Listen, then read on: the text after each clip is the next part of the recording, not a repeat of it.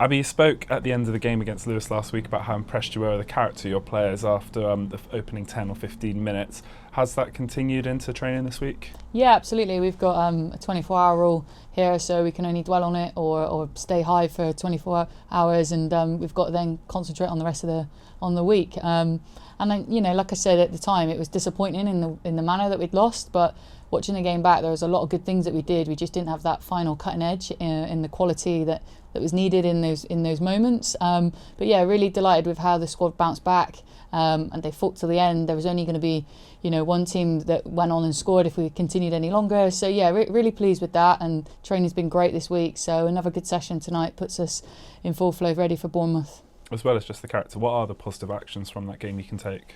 Yeah, like I said at the time, to go 2-0 down after I think it was 8 minutes shows huge character to make sure that you don't crumble any further. It could have been a cricket score against it in all honesty, but the way they stood up and carried on trying to play how we wanted to play, they recognised the dangers, they recognised the triggers, and defended really well, really resolute from that.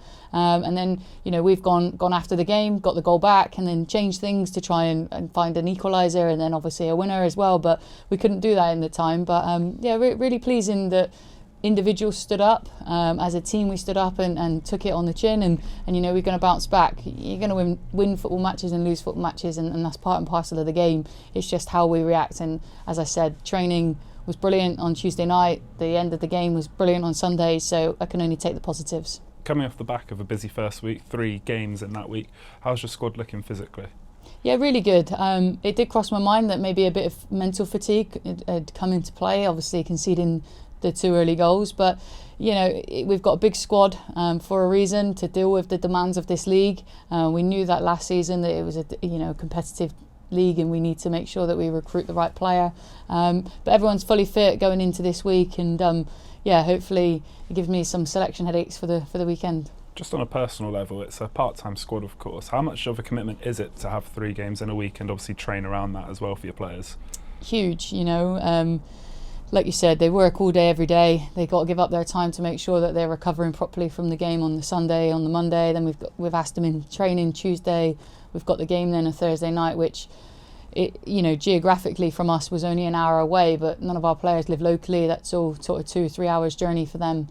So by the time they play the game, then get home, and then they've got to go to work the next day, Friday morning. We then train Friday evening to prepare ourselves for Lewis, and they only really get 1 full day's rest in the week, which is on a Saturday, which then is their personal time and their time back to themselves. So it's a really demanding physical challenge to be a semi-professional footballer at this level.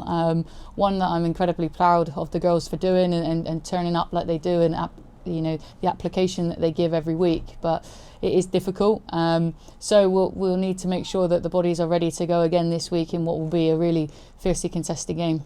And something the players have spoken to me a little bit about, and wonder if you could shed a bit of light on as well, is the analysis they do themselves away from being here at training, and they spend a fair bit of time reviewing their own game too and looking at that. How important is that? Yeah, absolutely. I think sometimes it's really easy for us to send the analysis some things we want to work on, and he just creates in a video and we sit and watch it. But actually the only way you can truly learn is by watching the game back yourself and having a look at what you did really well, what you can think you can improve on, because there'll be elements that a player might think she's done really good at, which is fantastic, but when she watches it back she can see the areas that she needs to improve on, or whether or not she's in the right position to receive the ball. All these little things make huge differences, so add that onto their workloads as well, and their already busy schedules of gymming and S&C, asking them to watch back the footage by a certain date and providing me some individual feedback clips so I can then watch back and just make sure that they are seeing some of the pictures that we're seeing to just help better themselves. And I think that's education's a big part of the game as well, not just from what we're seeing on the sideline, but how they're seeing things on the pitch and how they're feeling things on the pitch. So yeah, it's something new we've introduced, but it was purely based off of the feedback that we were given from the girls last year. So yeah, so far it's proven helpful. On to this weekend, we're facing AFC Bournemouth for the first time competitively since that game that sent us up at Exeter over 15 months ago now. They're coming off the back of their own impressive title-winning season. What are you expecting from them?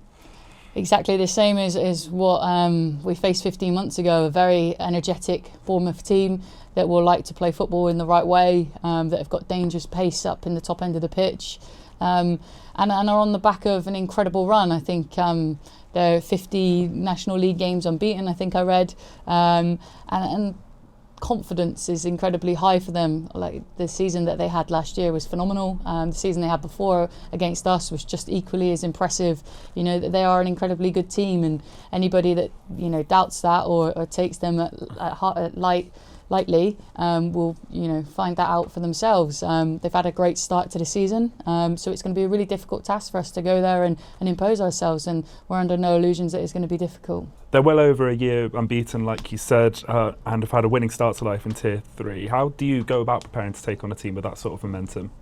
Yeah, you just can't be fearful of that. You know, the pressure is essentially on them. They've got a record to make sure that they maintain. There's no pressure on us. We know what we're about. We know that we're a good team.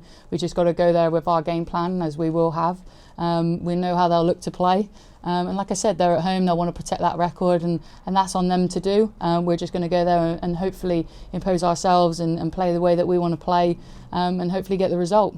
Finally, as well, you got your international clearance through for Emily Poole last week. You still waiting on Georgie Presswell?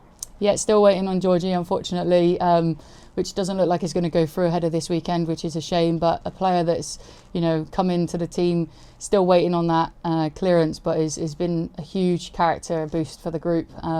Experience is in abundance, a good leader as well, and she's fitted in really well with the group. So be delighted to see her finally get the nod so that we can include her in a matchday squad. Thank you.